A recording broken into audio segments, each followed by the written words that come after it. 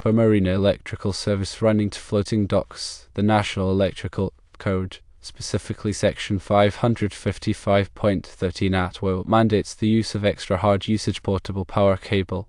Several types of cable meet this requirement, offering varying degrees of protection and durability. Firstly, Type SOOW, which stands for Service Only Oil and Water Resistant, is suitable for heavy-duty industrial and marine applications due to its resistance to oil and water.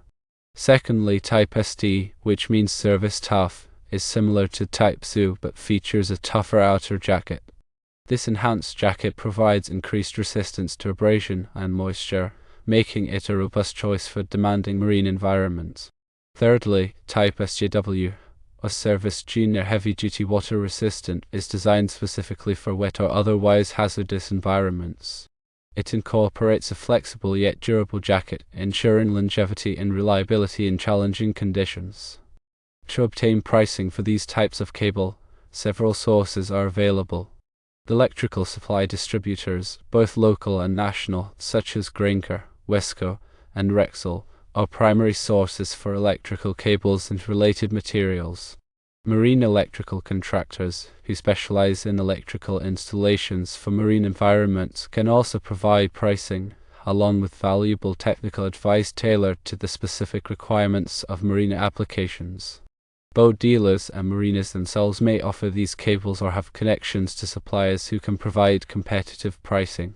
When selecting the appropriate cable, several additional factors must be considered to ensure safe and code-compliant installation. Wire size is paramount.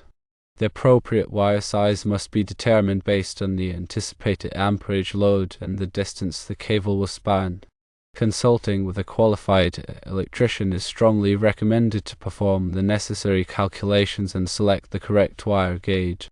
Conductor count is another important consideration. Choose either 3 or 4 conductors depending on the specific requirements of the electrical system being installed. The choice depends on whether a separate equipment grounding conductor is required in addition to the neutral conductor. Protection of the cable is crucial, especially in a marine environment. The cable should be protected against physical damage and moisture ingress by enclosing it within a conduit or a protective sleeve. This will extend the lifespan of the cable and ensure its continued safe operation. Proper grounding is essential for the safety of the electrical system and those using it. Ensure that the entire electrical system is properly grounded in accordance with the National Electrical Code and other applicable standards. This will help prevent electrical shock hazards and ensure the reliable operation of equipment.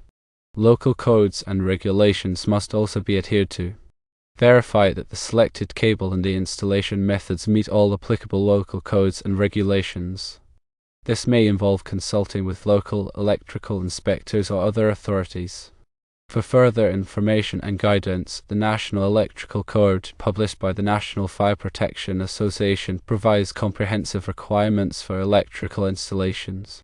The American Boat and Yacht Council offers standards and recommended practices specifically for boat and yacht electrical systems. Always consult with qualified professionals such as licensed electricians and marine electrical contractors to ensure that the electrical installation meets all applicable safety and code requirements. Choosing the right cable involves understanding the specific demands of the marine environment, calculating the electrical load, and adhering to relevant codes and standards.